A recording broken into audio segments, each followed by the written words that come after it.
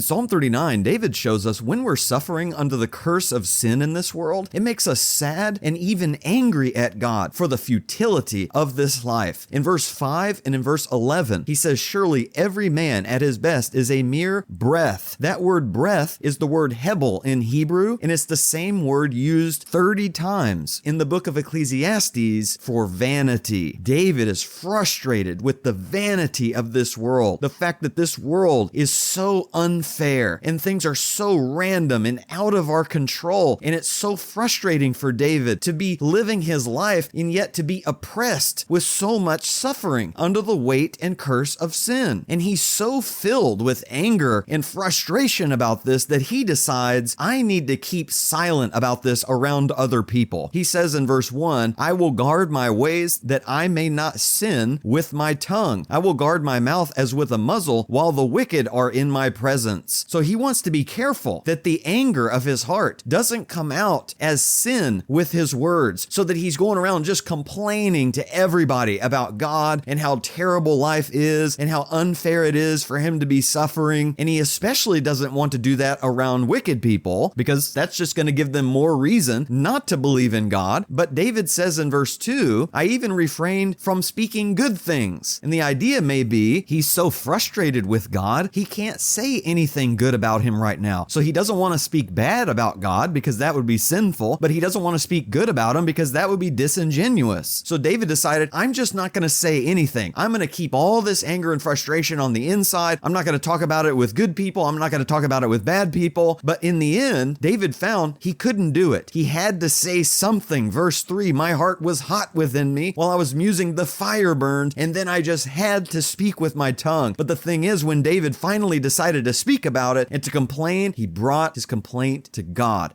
And it's very clear that David's suffering is reminding him of the vanity of life and his own mortality. And in verse 4, I think the idea is, Lord, if I'm going to be suffering like this, at least let me know how long this is going to last before I die. At least let me know how many days left I have in this sin-cursed world. He knows his life is short in verse 5. A handbreadth is the width of 4 fingers together. And so that's how long David knows his life is. His life is nothing in the sight of an eternal God. And maybe the implication there is, God, why make me suffer if this life is so short? If it's so short, why make it so oppressive? But here's the kicker. David knows all of this is really his fault. The vanity of life that he's experiencing is a result of his own sin. And so he asks God, deliver me from all my transgressions in verse 8. And he recognizes in verse 11, these are just reproofs and chastening from God because of sin. And so his request at the end of this psalm is, please turn your angry gaze away from me, God, so that I can have a little reprieve from your chastening and I can smile and have a little bit of happiness before I die and am no more. He's not really looking at this from the perspective of an afterlife, but he's viewing this as life under the sun. And he's saying, Lord, please give me a break and reprieve from the consequences and the curse of my sin so that I can enjoy the good things of life, even temporarily, before I go. And as depressing as all of that sounds, there is a note of hope. In verse 7, he says, and now, Lord, for what do I wait? My hope is in you. And he says in verse 12, hear my prayer, O Lord, and give ear to my cry. Do not be silent at my tears, for I am a stranger with you and a sojourner like all my fathers. So even though largely this psalm addresses life under the sun, David knows that he has the same hope that his fathers did, who also suffered as they lived in this sin-cursed world, and they were just sojourners on their way to a better world to come. So this fits well with the previous 2 Psalms, because in Psalm 37, he said the prosperity of the wicked will not last forever. And therefore, Psalm 38, don't join them in their wickedness. And also don't join them in their wickedness, because Psalm 39, the suffering of the righteous will not last forever either. And so our practice, when we're feeling the weight and the burden and the pain of living in this sin-cursed world of futility caused by our sin, we should go go directly to God with those concerns and be careful talking to too many people about it. We absolutely need people that we love and trust and that we can confide in, but sometimes our suffering brings us to a place where our thoughts and feelings are so dark and depressing that if we start sharing them with every person, we're going to discourage people. We might find ourselves sinning by complaining incessantly about God, and we should especially hold our tongues around non-Christians. Don't open up to non-Christians and tell them how hard your life is and how unfair God is being to us as we suffer in this sin-cursed world. That's just going to push them further away from God.